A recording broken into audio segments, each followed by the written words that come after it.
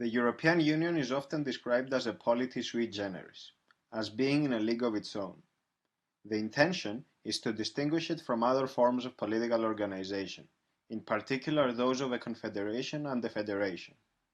I partially agree with the use of the phrase sui generis, at least insofar as denoting the EU's peculiarities.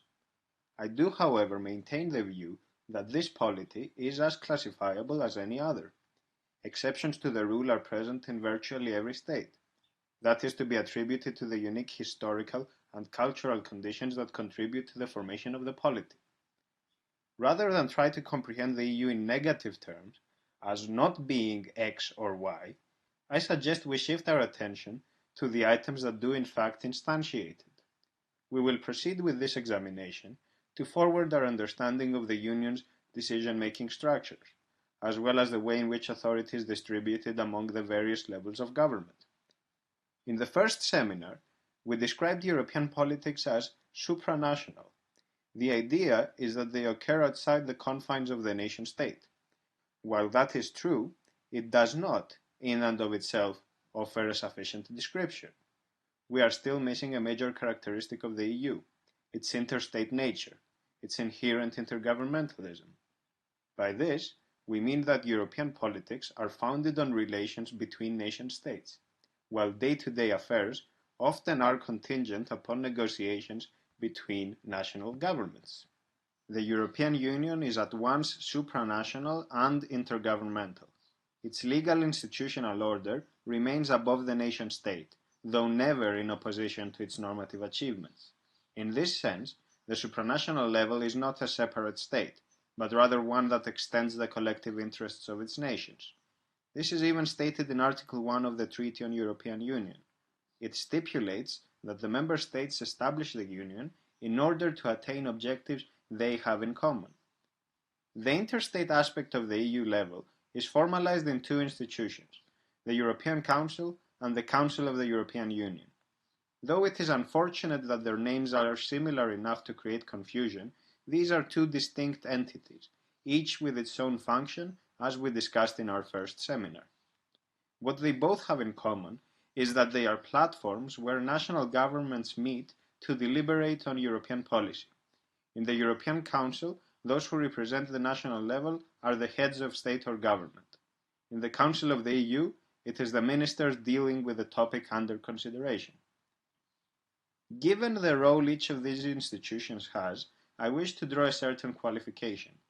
We will suggest that the European Council is the entity that forms the rules, while the Council of the EU is the one that participates in the ordinary legislative procedure to make the rules.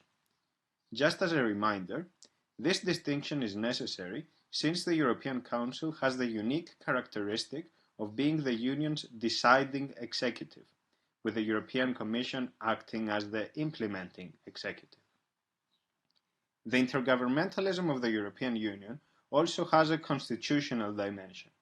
The EU institutions as such cannot amend the European treaties, the primary law of the Union. Only national governments can do so by means of a common accord. This implies that the specifics of the supranational order are the end product of an intergovernmental agreement. Yet the EU has a supranational dimension that clearly makes it something much more than a mere coalition of states. If we have a look at the outright supranational institutions, we will notice that their competencies are clearly delineated, while their authority allows them to adopt decisions that can be legally binding on the national governments. Prime examples are the Court of Justice of the EU and the European Central Bank. The Court has ruled on several occasions in favor of the interests of the Union as such. Its interpretation of the treaties has delivered such substantive principles as that of the direct effect of European law, or many of the elements that make up the European citizenship. The Court of Justice treats European law in its own right. It considers it separate from the constitutional traditions of the EU member states, with whatever ramifications that may have. As for the European Central Bank, or else ECB, it clearly is the supreme monetary authority in the euro area. The national central banks of the states whose currency is the euro can only contribute to the policies and agenda of the ECB. They cannot pursue their own programs or anyhow contradict the supranational decisions on monetary policy. In recent times, the ECB has gained prudential powers on both a micro and macro scale. These are substantiated by two mechanisms that are essential to the nascent banking union.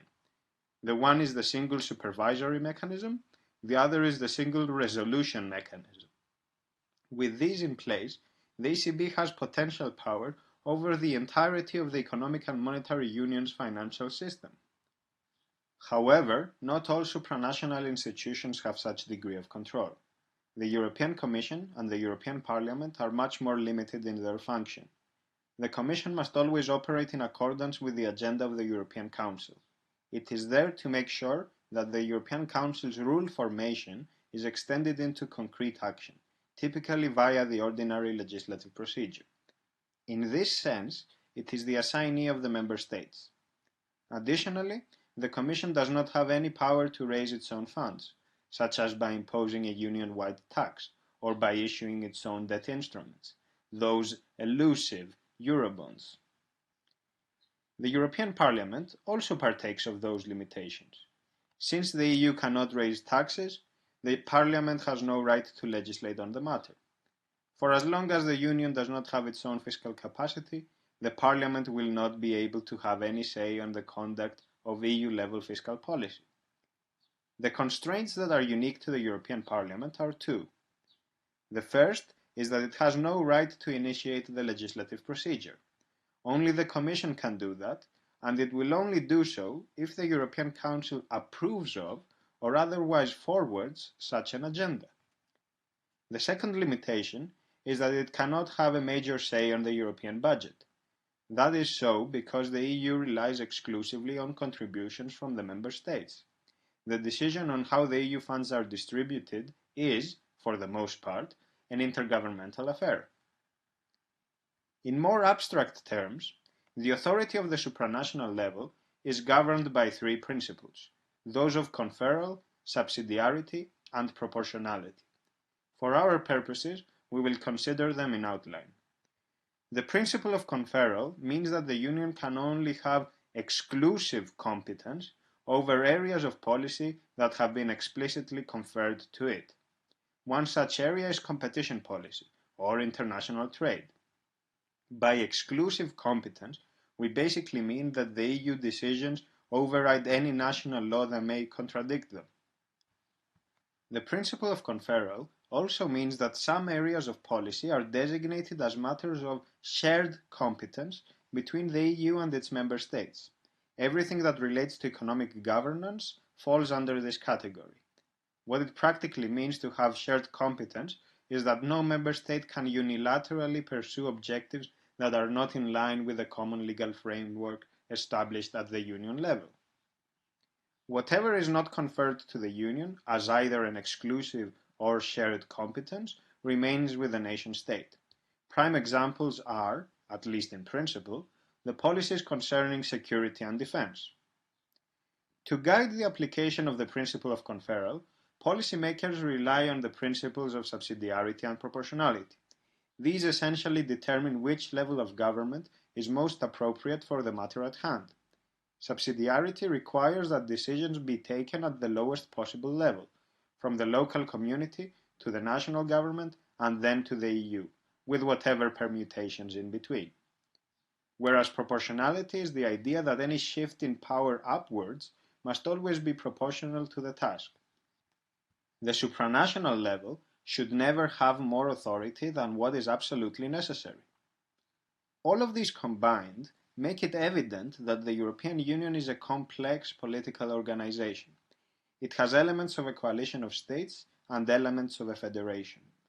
Rather than arguing that the EU is not a real confederation or a true federal republic, I have come to the conclusion that it is best to employ the term federal system. The complexity of the EU does not make it unique, certainly not among polities with multiple levels of government. Even unitary states, which are supposed to be simple, can have all sorts of peculiarities. As for the fact that member states have a central role in European affairs, this can be simply treated as yet another emanation of federalism. Besides, the very essence of a federation is that it is designed to fit the needs of the states involved. For instance, the kind of federation that exists in Belgium is quite different from that of the United States of America, or even from that of Russia. Having employed the term federalism, I should note its polysemy in the context of European politics. It typically denotes a set of pro-European views on how to reform the EU and/or pursue further integration. Eurosceptics, or opponents of the EU, give it a derogatory meaning, as they generally associate it with creating a superstate or some other bugaboo. These significations notwithstanding, I here use federalism to describe a phenomenon of multi-level governance that unfolds against the backdrop of interstate relations. By noting that the EU is a federal system, I wish to bridge the gap in our understanding between the traditional notions of a confederation and a federation. Depending on the area of policy, on whether the Union has exclusive, shared, or no competence, the EU may appear as being closer to either of the two models. A holistic view, though, would make us think that it stands somewhere in the middle. Though the federal system can be a plausible interpretation of the concept of sui generis, I advise against following that train of thought. By suggesting that the EU is in a league of its own, we are overemphasizing its particularities. Also, we are making it even more difficult for citizens to comprehend the overall architecture of the EU. No one knows what a sui generis polity is or implies, whereas everyone can relate to the notion of a federation.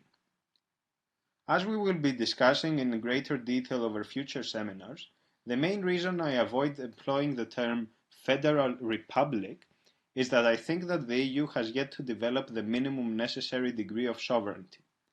What the Union now has is elements of sovereignty, a proto-sovereignty, if you will. This manifests over the areas of policy where the supranational level has exclusive competence, but it is mostly, or totally, absent from competencies that either stand at the intersection of the supranational and the national levels or remain with the nation-state. Finally, and to conclude with the normative proposition, we can only refer to the EU as sovereign only once its legal institutional order is fully compatible with republican norms, in particular with the virtuous cycle of legitimation between the government and the citizens. For the time being, there still remains a lot of work to be done on that front. We inquire into the state model of the EU in order to grasp how power is distributed across the system, and we do so because there exists an intimate connection between sovereignty and democracy.